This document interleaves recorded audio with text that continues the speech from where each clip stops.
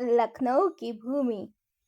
कहा जाता है हर जमीन सिर्फ मिट्टी नहीं होती, कुछ जमीनें इतिहास को सांसों में समेटे रहती हैं। ये सिर्फ जमीन नहीं, लखनऊ की भूमि है जो आज भी अपने राज छुपाए बैठी है। लखनऊ की भूमि भी वैसी ही है। आज जहाँ रौनक है, कभी वहाँ सिर्फ खामोशी थी। ना इमारतें थी, ना बाजार थे, बस एक एहसास था, जैसे कोई इस जगह को खास बनाने वाला हो। बहुत पुराने समय की बात है। आज का लखनऊ पहले लक्ष्मणपुर कहलाता था। रामायण से जुड़ा इतिहास कहा जाता है कि भगवान श्री रामचंद्र जी ने छोटे भाई लक्ष्मण को यह भूमि रहने के लिए दी थी। इसी वजह से इसका नाम पड़ा लक्ष्मणपुर। समय के साथ लक्ष्मणपुर लखनपुर फिर बना लखनऊ।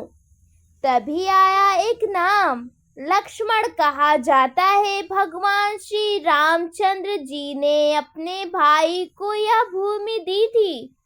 पर सवाल ये है, क्या सिर्फ रहने के लिए दी थी या फिर कोई बड़ा रहस्य छुपा था इस जमीन में? समय बीतता गया, नाम बदलते गए, पर मिट्टी ने सब याद रखा। जब नवाब आए तो उन्होंने पत्थरों से इमारतें बनवाईं, लेकिन कहते हैं रात की खामोशी में आज भी इस भूमि की धड़कन सुनी जा सकती है। बड़ा इमाम बाड़ा की भूल भुलैया, क्या वो सिर्फ रास्तों का जाल है या किसी राज को छिपाने का तरीका? रूमी दरवाजा, क्या वो सिर्फ एक दरवाजा है या किसी और दुनिया की सीमा? लखनऊ की तहजीब, क्या वो सिखाई गई या इस मिट्टी से पहले से मौजूद थी? नवाबी दौर की नींव, बाद में यह भूमि अवध की राजधानी बनी। यहाँ के नवाबों ने खूबसूरती इमारतें बनवाई, तहजीब, नजाकत और नफासत सिखाई। गंगा जमुनी संस्कृति को बढ़ाया। इस धरती ने हमें दिया बड़ा इमाम बाड़ा, छोटा इमाम बाड़ा, रूमी दरवाजा। लखनऊ की मिट्टी की खासियत, कहा जाता है कि लखनऊ की भूमि में है अदब है, तहजीब है और प्यार है। यहाँ के लोग कहते हैं पहले आप। यही वजह है कि लखनऊ की मिट्टी सिर्फ जमीन नहीं, बल्कि संस्कृति की पहचान है। लखनऊ वो शहर है जहाँ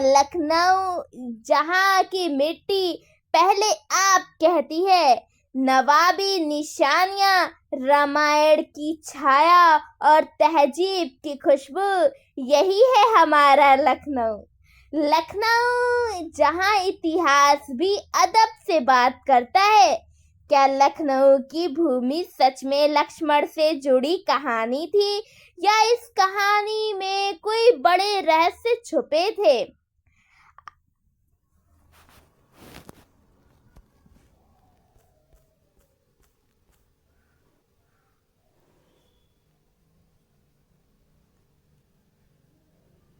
इसलिए कहते हैं